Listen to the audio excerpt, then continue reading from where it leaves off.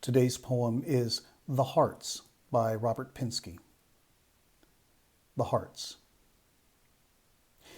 The legendary muscle that wants and grieves, the organ of attachment, the pump of thrills and troubles, clinging in stubborn colonies, like pulpy shore life battened on a jetty, slashed by the little deaths of sleep and pleasure.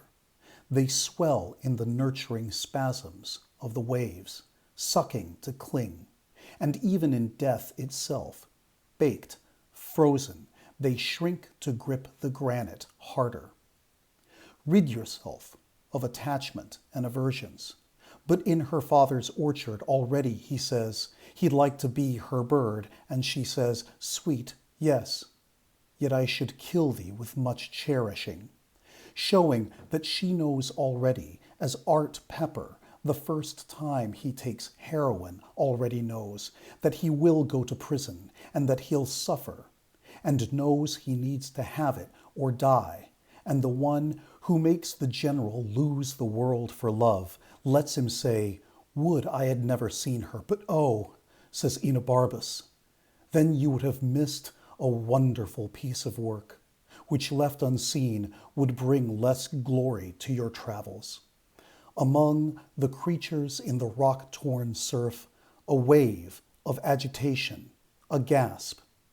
A scholar quips, Shakespeare was almost certainly homosexual, bisexual, or heterosexual. The sonnets provide no evidence on the matter. He writes Romeo, an extravagant speech on tears, in the Italian manner.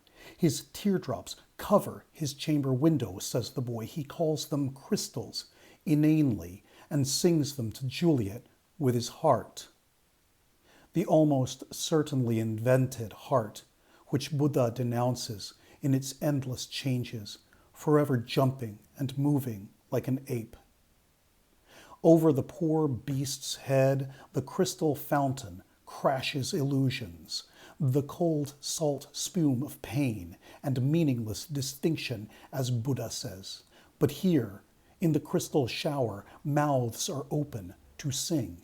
It is Lee Andrews and the Hearts in 1957 singing, I sit in my room, looking out at the rain. My teardrops are like crystals, they cover my window pane. The turns of these illusions we make become their glory. To Buddha, every distinct thing is illusion, and becoming is destruction, but still we sing in the shower. I do.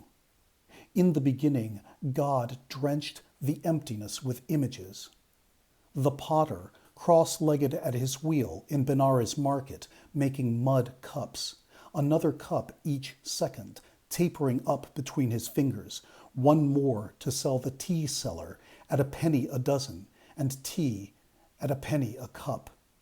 The customers smash the empties, and waves of traffic grind the shards to mud for new cups in turn, and I keep one here next to me, holding it a while from out of the cloud of dust that rises from the shattered pieces.